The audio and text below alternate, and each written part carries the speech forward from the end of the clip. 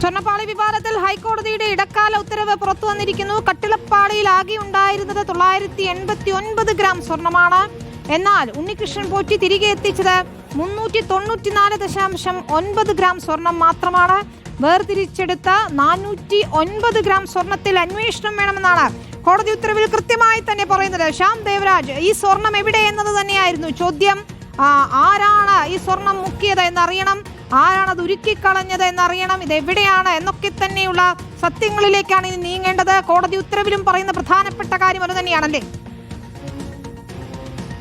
വിനിത വേണു, അങ്ങനെ തന്നെയാണ്. ഗൗരവതരമായ കാര്യങ്ങളാണ് ഇടക്കാല ഉത്തരവ് പുറത്തു വരുമ്പോൾ ഹൈക്കോടതി വ്യക്തമാക്കുന്നത്. അത് ഈ കട്ടിളപ്പാളിയിൽ ആകെ ഉണ്ടായിരുന്നത്, ശ്രീകോവിലിന് സമീപത്തെ കട്ടിളപ്പാളിയിൽ ആകെ ഉണ്ടായിരുന്നത് 989 ഗ്രാം സ്വർണ്ണമാണ് എന്നാണ് ഹൈക്കോടതി വ്യക്തമാക്കുന്നത്. എന്നാൽ കട്ടിളപ്പാളി ഉൾപ്പെടെയുള്ള ശില്പങ്ങളിൽ ആകെ ഉണ്ടായിരുന്നത് 989 ഗ്രാം സ്വർണ്ണമാണ്. എന്നാൽ ഉണ്ണികൃഷ്ണൻ പോറ്റി തിരികെ എത്തിച്ചത് 394.9 ഗ്രാം സ്വർണം മാത്രമാണ്. വേർതിരിച്ചെടുത്ത 409 ഗ്രാം സ്വർണത്തിൽ അന്വേഷണം വേണം. അത് കാണാതായിട്ടുണ്ട്. അക്കാര്യത്തിലാണ് അന്വേഷണം വേണ്ടത്.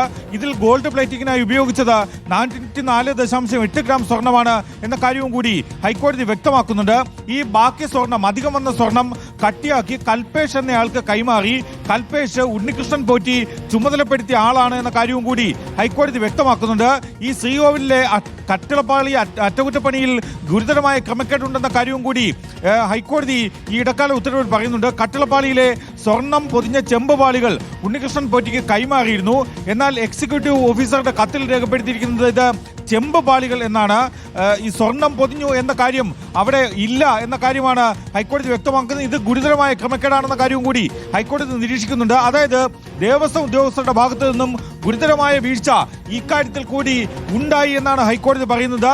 മഹസറിലും രേഖപ്പെടുത്തിയിട്ടുള്ളത് ചെമ്പ് പാളികളാണ് എന്ന കാര്യവും കൂടി ഹൈക്കോടതി വ്യക്തമാക്കുന്നു. അതിൽ ഏറ്റവും പ്രധാനപ്പെട്ട കാര്യം, ഈ മഹസർ തയ്യാറാക്കിയത് തന്ത്രി കണ്ഠരര് രാജീവര്, മേൽശാന്തി VN വാസുദേവൻ നമ്പൂതിരി എന്നിവരടക്കം അവരുടെ എല്ലാം സാന്നിധ്യത്തിൽ തയ്യാറാക്കിയ മഹസറാണ്. അതിൽ ഇവരെല്ലാം ഒപ്പിട്ടിട്ടുണ്ട് എന്ന കാര്യവും കൂടി ഹൈക്കോടതി വ്യക്തമാക്കുകയും ചെയ്യുന്നുണ്ട്. ശ്യാം ദേവരാജ്, ഇതിലിപ്പോൾ മറ്റൊരു പേര് കൂടി വരികയാണ്, കൽപേഷ്. അത് ഉണ്ണികൃഷ്ണൻ പോറ്റിയുടെ സഹായി അല്ലെങ്കിൽ അയാൾ ചുമതലപ്പെടുത്തിയ ആൾ തന്നെയാണല്ലേ? അയാളെ കുറിച്ചുള്ള മറ്റെന്തെങ്കിലും വിവരങ്ങൾ ഇപ്പോൾ ലഭ്യമായിട്ടുണ്ടോ?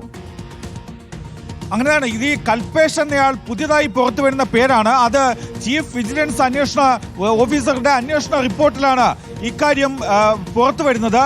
ഈ ഉത്തരവിലാണ് കൽപേഷ് എന്ന പേര് കൂടി പുറത്തു വരുന്നത്. അത് വിജിലൻസിന്റെ അന്വേഷണത്തിലാണ് ആ കൽപേഷ് എന്ന ആളെ കൂടി ഇതിലേക്ക് കണ്ടെത്തുന്നത്. അയാൾക്ക് കൂടി ഇതിൽ ഇടപാടുണ്ട് എന്ന് കണ്ടെത്തുന്നത്. അത് ഉണ്ണികൃഷ്ണൻ നമ്പൂതിരിയുടെ ഈ ഉണ്ണികൃഷ്ണൻ പോറ്റി നിർദ്ദേശിച്ച ആളാണ്, അല്ലെങ്കിൽ അദ്ദേഹത്തിന്റെ സഹായിയാണ് എന്ന കാര്യവും കൂടി ഈ ഇടക്കാല ഉത്തരവിൽ വ്യക്തമാക്കുന്നുണ്ട്.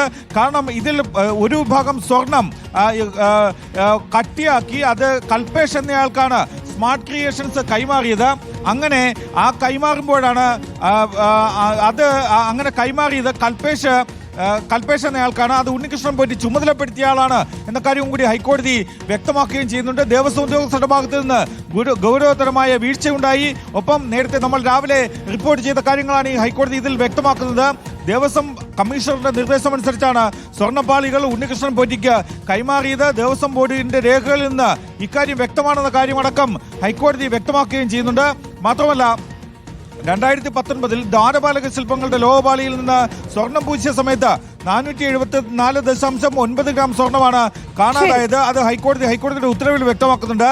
ചെന്നൈയിൽ എത്തിച്ച ചെമ്പുപാളികളിൽ സ്വർണ്ണ ആവരണം ഉണ്ടായിരുന്നു. എന്നാൽ വൈദഗ്ധ്യമില്ലാതിരുന്നിട്ടും സ്മാർട്ട് ക്രിയേഷൻസിനെ ദ്വാരപാലക പാളികളിൽ സ്വർണം വേർതിരിച്ച ശേഷം വീണ്ടും പൂശി അത് ഉണ്ണികൃഷ്ണൻ പോറ്റിക്ക് നൽകി. ഇതിൽ നിന്നാണ് ബാക്കി വന്ന 474.9 ഗ്രാം സ്വർണം ഉണ്ണികൃഷ്ണൻ പോറ്റിക്ക് ഇതിലാണ് തിരിമറി നടന്നത് എന്ന കാര്യവും കൂടി ഹൈക്കോടതി വിജിലൻസ് കണ്ടെത്തുന്നത്. അത് ഹൈക്കോടതി ശരിവെക്കുന്നത്. ദ്വാരപാലകരുടെ പാളി തിരികെ എത്തുമ്പോൾ അത് ചെമ്പുപാളി എന്ന് രേഖപ്പെടുത്തിയ അഡ്മിനിസ്ട്രേറ്റീവ് ഓഫീസറുടെ നടപടി ബോധപൂർവമാണ് എന്ന കാര്യവും കൂടി ഹൈക്കോടതി അടുത്തതായി കണ്ടെത്തുകയും ചെയ്യുന്നുണ്ട്. അങ്ങനെ ഗൗരവതരമായ കണ്ടെത്തലുകൾ ഉൾപ്പെടുന്നതാണ് ഈ റിപ്പോർട്ട്, വിജിലൻസ് അന്വേഷണ റിപ്പോർട്ട്. ആ വിജിലൻസ് അന്വേഷണ റിപ്പോർട്ടിലെ കാര്യങ്ങളാണ് ഹൈക്കോടതി ഇടക്കാല ഉത്തരവിൽ വ്യക്തമാക്കുകയും ചെയ്യുന്നത്. അതിൽ നിന്നുള്ള വിവരങ്ങളാണ് നമുക്കിപ്പോൾ ലഭ്യമാക്കുകയും ചെയ്യുന്നത്. അതിലാണ് ഈ കട്ടിളപ്പാളിയിൽ നിന്ന് അടക്കമുള്ള സ്വർണം വേർതിരിച്ചതിന്റെ കൃത്യമായ കണക്കുകൾ, അത് നഷ്ടപ്പെട്ടതിന്റെ കണക്കുകളടക്കം ഈ ഉത്തരവിൽ രേഖപ്പെടുത്തുന്നത്.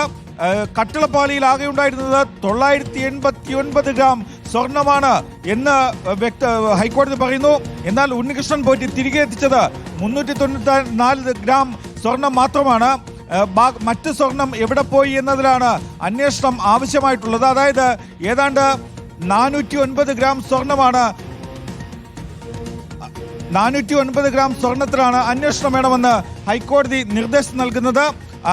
മാത്രമല്ല ഇതിൽ കൽപേഷ് എന്നയാളുടെ പങ്കിനെ പറ്റി കൂടി ശരി ശ്യാം.